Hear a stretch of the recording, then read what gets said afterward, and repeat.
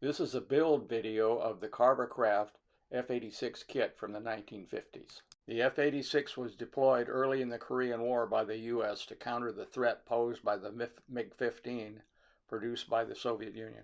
These two aircraft became the iconic aircraft opponents of that war.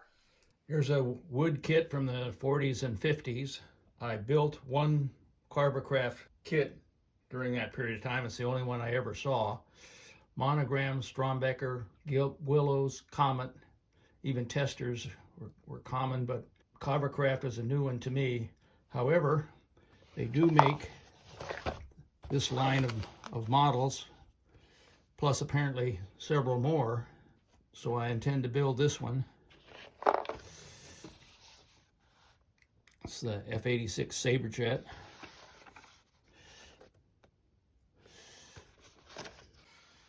Inside the box, you get the following parts.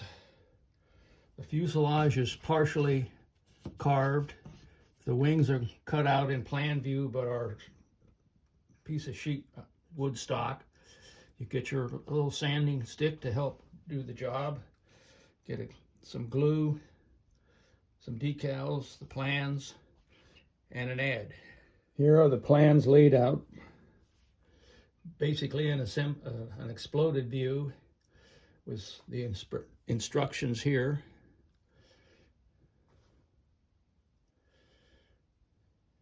You're on your own for shaping the wings and fuselage. Here's the inside of the three-fold ad. This is the kit I built, SC5A.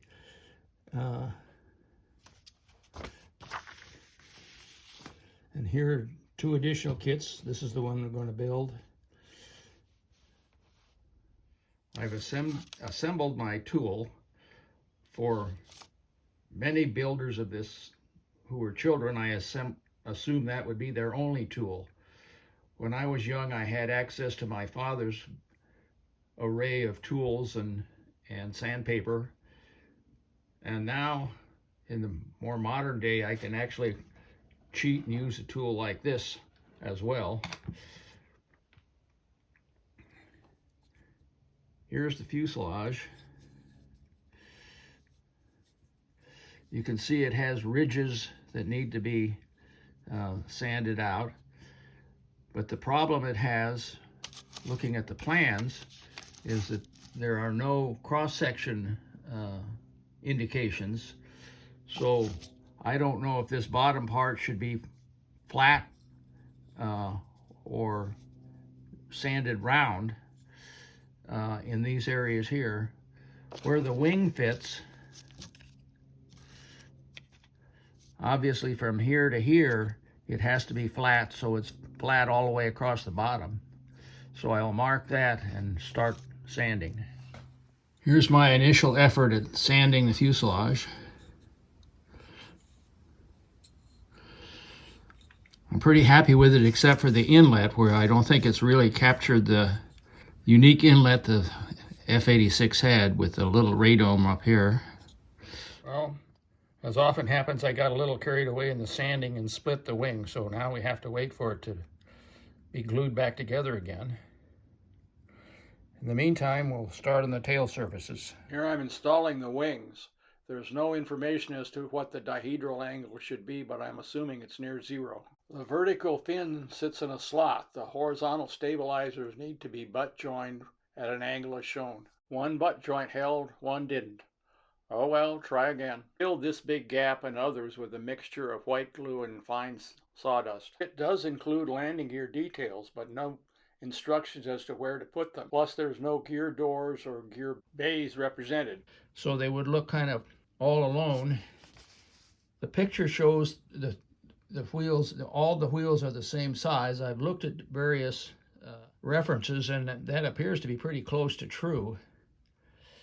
Anyway, I've decided, based on all that and the fact that I'm lazy, that I'm going to leave it gear up and pose it as in flight.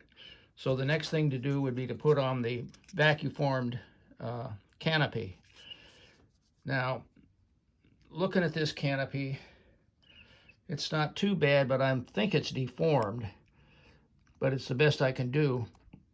Probably the reason it's deformed is not that it was made that way, but that it's been in the box in hot and cold climates for, what, 60, 70 years?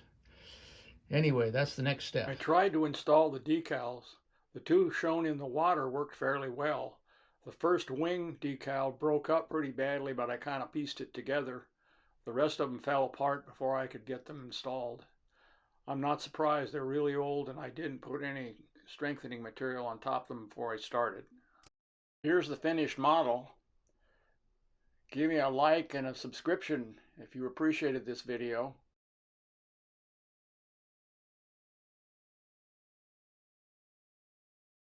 Thanks for watching.